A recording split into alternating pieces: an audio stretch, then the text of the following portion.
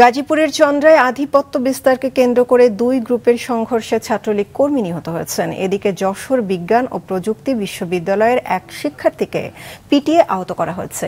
এই অভিযোগ প্রতিষ্ঠানটির এক ছাত্রলীগ নেতার বিরুদ্ধে। গাজীপুর থেকে ফারদিন ফেরদৌস ও যশোর থেকে রাহুল রায়ের পাঠানো তথ্য ছবিতে ডেস্ক রিপোর্ট।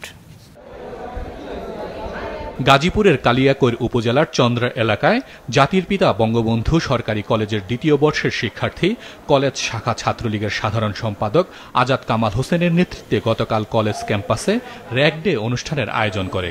এই অনুষ্ঠান নিয়ে দ্বিতীয় বর্ষের শিক্ষার্থী এবং ডিগ্রি শিক্ষার্থীদের সঙ্গে তুচ্ছ বিষয় নিয়ে বাকবিতণ্ডার সৃষ্টি হয়। এক পর্যায়ে ধাওয়া পাল্টা দেওয়ার ঘটনা ঘটে।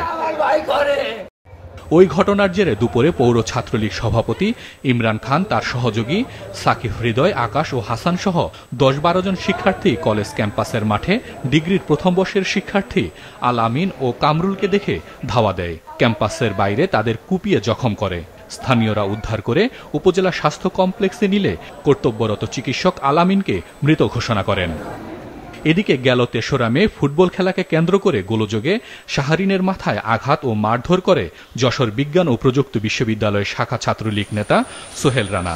এ বিষয়ে শাহরিনের অভিযোগে ক্ষিপ্ত হয়ে মঙ্গলবার রাত ২টার দিকে শহীদ মশিউর রহমান হলের ৩০৬ নম্বর কক্ষে শাহরিনকে নির্যাতন করে সোহেল, নিলয় ও রায়হান সহ ১০-১২ জন।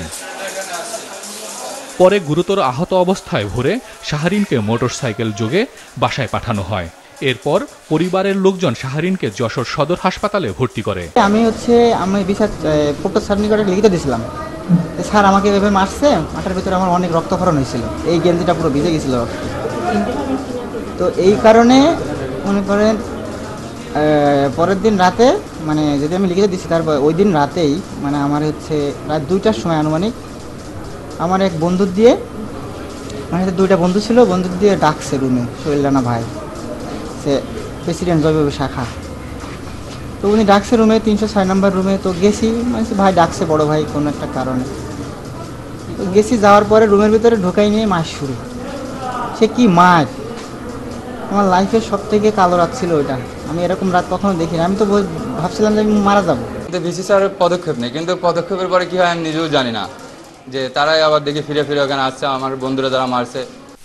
সন্তানের উপর এমন অমানসিক নির্যাতনের বিচার চান শাহরিনের মা। বলছে আম্মু এত কষ্ট দিয়ে আমার মেরেছে, আমি তো কান্তি আমার ২ চোখ অন্ধ হয়ে যাওয়া নিয়েছে। যে কোনোদিন এই বাচ্চাদের গায়ে কোনোদিন আমি হাত তুলিনি, আর এইভাবে মেরেছে। আমি এখন আমার ছেলের নিরাপত্তা চাচ্ছি। অভিযুক্তদের বিরুদ্ধে আইনানুগ ব্যবস্থা গ্রহণের কথা জানালেন উপাচার্য। বিশ্ববিদ্যালয়ের সিন্ডিকেট সিদ্ধান্ত নিয়েছে এটা বিশ্ববিদ্যালয়ের ভিতরে প্রবেশ করতে পারবে না। ওর একটা চিঠি পাইলেই আমরা পুলিশ কেসও করব এবং বিশ্ববিদ্যালয়ে একটা তদন্ত কমিটি করে তাদের বিরুদ্ধে বিচার করব। আর আমরা যারা এক্সপেলড হয়ে গেছে, যারা আমার ছাত্র না, এরা কিন্তু বেশিরভাগ ছাত্র না, এদেরকে কিন্তু শাস্তি দেওয়ার ক্ষমতা আমাদের নাই, এটা শাস্তি না। তবে এরা যেন হলে না থাকতে পারে, বিশ্ববিদ্যালয়ের ভিতরে না থাকতে পারে, সেই ব্যবস্থা বিশ্ববিদ্যালয় করবে।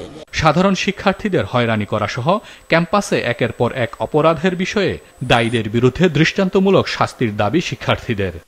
হাসান মেহেদী, মাছরাঙা নিউজ ডেস্ক।